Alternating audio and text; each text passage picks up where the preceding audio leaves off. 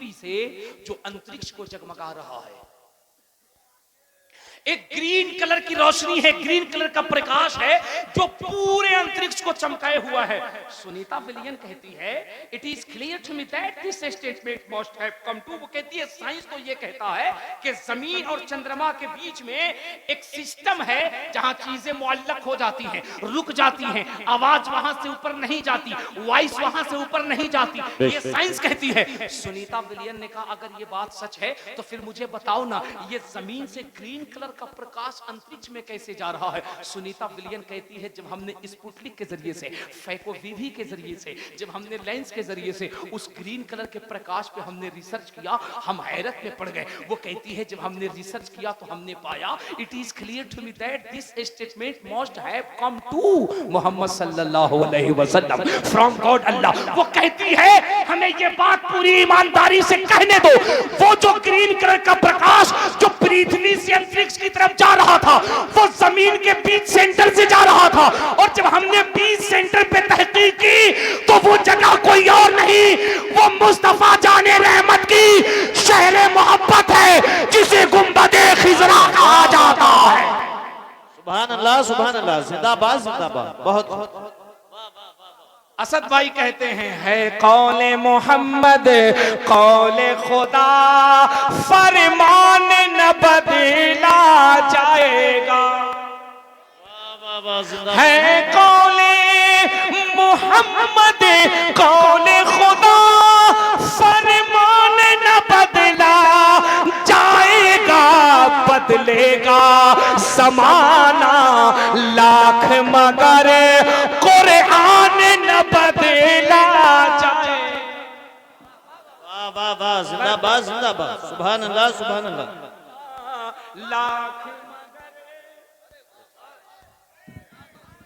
अच्छा एक बात बताओ असद भाई,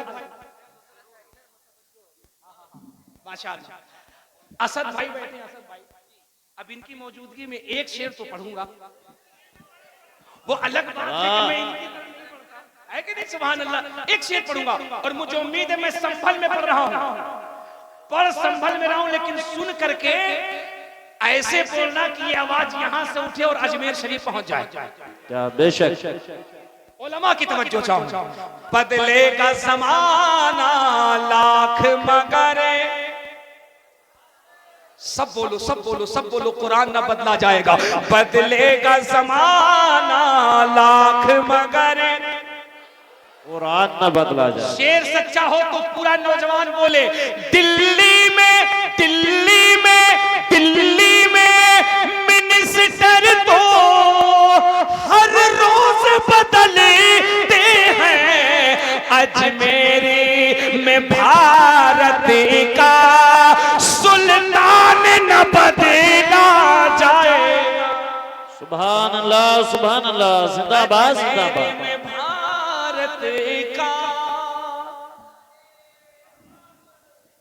कुरान कल भी जिंदाबाद था, कुरान आज भी जिंदाबाद है, सुबह कयामत तक जिंदाबाद रहेगा। बेशक। कुरान की तारीख ये है जिन्होंने कुरान को मिटाने का इरादा किया, मिटाने की ही नीयत से कुरान को पढ़ा। ये कुरान की खूबसूरती है, कुरान बाद में बंद होता है, जबान पे मुस्तफा का कलमा पहले जारी हो जाता है। मैं आपसे गुजारिश कर रहा हूं, दुनिया कुरान पढ़ करके अपना नसीबा जगा रही है। रोने का मकाम यह है कि हमने कुरान को ताकों में सजा के रख दिया है।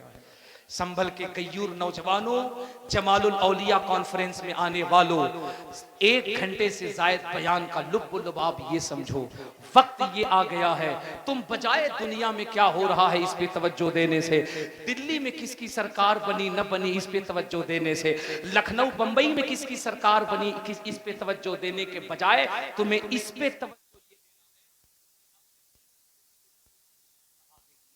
तुमने अपने बच्चों को दुनियावी तालीम कितनी दी है। साहब लोग कहते हैं कि मौलाना लोग कहते हैं कि आलिम क्यों नहीं बनाते।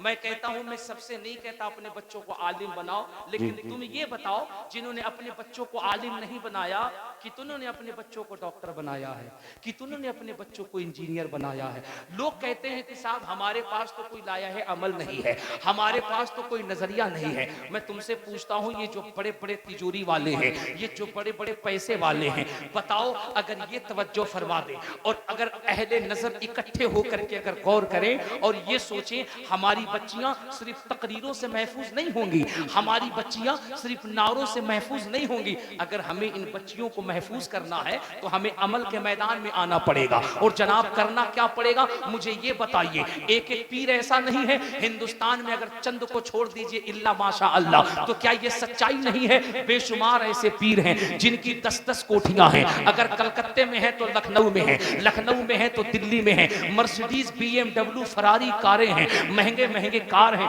जनाब कितना अच्छा होता, कितना अच्छा होता हिंदुस्तान में अगर चंद खानकाहों को, चंद मशाइख को छोड़ दो, तो बताओ क्या ऐसा नहीं होना चाहिए कि कुछ पीर ऐसे भी खड़े हों जो ये कह दें हमने कादरी गर्ल्स हाई स्कूल खोल दिया है, हमने रजवी मेडिकल कॉलेज खोल दिया है, हमने चिश्ती इंटर कॉलेज खोल दिया है। सुनो, मसला अब सिर्फ तकरीरों से हल नहीं होना है, मैदान में आना पड़ेगा, झोली फैलानी पड़ेगी।